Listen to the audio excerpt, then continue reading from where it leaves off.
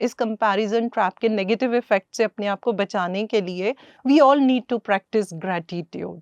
Gratitude के लिए तो मैं जितना बोलूं उतना कम है। मैंने अपने जीवन में भी ग्रैटिट्यूड से अपने ऊपर बहुत काम किया है, और जितने भी हमारे पास पेशेंट आते हैं उनके साथ भी जब हम उनको ग्रैटिट्यूड की प्रैक्टिस करवाते हैं तो वो बहुत बहुत बहुत सारी समस्याओं के समाधान में काम करती है। आपको लगेगा ऐसा क्या होता है ग्रैटिट्यूड से? अगर हम इसको स्पिरिचुअल पॉइंट से बोलें, अगर मैं इसको अपनी अंतर यात्रा से बोलूं, तो दोस्तों जैसे-जैसे हम ग्रैटिट्यूड करते हैं, हम हमारे अंदर जो भाव जागता है, वो पता है क्या करता है? हमारी चेतना का एक्सपेंशन करता है। आप सोचेंगे ग्रैटिट्यूड कैसे चेतना का एक्सपेंशन करता है? क्योंकि जब हम वाक़ई में दिल से ग्रैटिट्यूड एक्सप्रेस करते हैं, तो हमारे अंदर जॉय आता है, हमारे अंदर एक ऐसा आनंद आता है, जिसको हम क्या बोलेंगे कि वो तो गॉड की क्वालिटी होती है। अब इसके ऊपर मैं अपना ही एक एक एग्जाम्पल देती हूँ। जब मैंने शुरू-शुरू में ग्रैटिट्यूड की प्रैक्टिस शुरू करी, जैसे कि हम सभी के साथ होता है, हम पहले ग्रैटिट्यूड करेंगे गॉड को, यूनिवर्स से स्टार्ट करते हैं, पेरेंट्स को करते हैं, अपनी बॉडी के एक-एक पार्ट को करते हैं। तो मैं डेली सोने से पहले 3 बातों के ऊपर ग्रैटिट्यूड मैंने करना शुरू किया, जो मैं अब तक ये प्रैक्टिस करती हूँ। तो एक टाइम ऐसा आया कि मैं बहुत सोच में पड़ गई कि किसको ग्रैटिट्यूड करूँ? मतलब ऐसा लगा कि अरे सब कुछ तो हो रहा है, सब तो कर लिया, क्या करूँ? वो दिन दोस्तों मैंने बहुत टाइम लिया, मैं बहुत सोच में पड़ गई। मैं किसको ग्रैटिट्यूड करूँ? कौन है जो छूट गया जिसको मैंने ग्रैटिट्यूड नहीं किया? तो मैं बहुत बैक में जाने लगी। तो मैंने क्या रियलाइज़ किया, because I had very difficult pregnancy, तो मैं ऑलमोस्ट हॉस्पिटल ही एडमिट रहती थी और मुझे बहुत ज़्यादा वॉमिटिंग आती थी।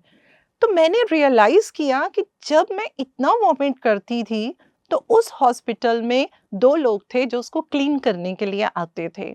एक मेल था और एक फीमेल थी, और वो दोनों ही मुझे दीदी बोलते थे, और वो दोनों मुझे इतना आश्वासन देते थे, "अरे दीदी आप घबराओ नहीं, चिंता मत करो, सब ठीक होगा, सब ठीक होगा।" आई रियलाइज़्ड कि मैंने उनको ग्रैटिट्यूड एक्सप्रेस नहीं किया। मैंने उनको पैसा दिया था, लेकिन मैंने उनको ग्रैटिट्यूड एक्सप्रेस नहीं किया था। यकीन मानिए दोस्तों, उस दिन मैंने इतने दिल से उन दोनों को ग्रैटिट्यूड एक्सप्रेस किया, मैंने महसूस किया कि मेरी खुद की कॉन्शियसनेस में जैसे कुछ एक नॉट था, मतलब कुछ रुकावट थी, वो निकल गई, और मेरे को इतना अच्छा महसूस हुआ।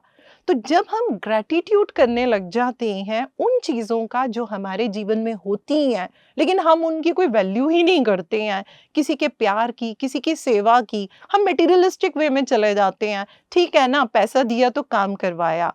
लेकिन जब आप ग्रैटिट्यूड करते हैं, तो वो आपकी कॉन्शियसनेस का एक्सपेंशन करता है, वो आपको आपसे प्यार करना सिखाता है।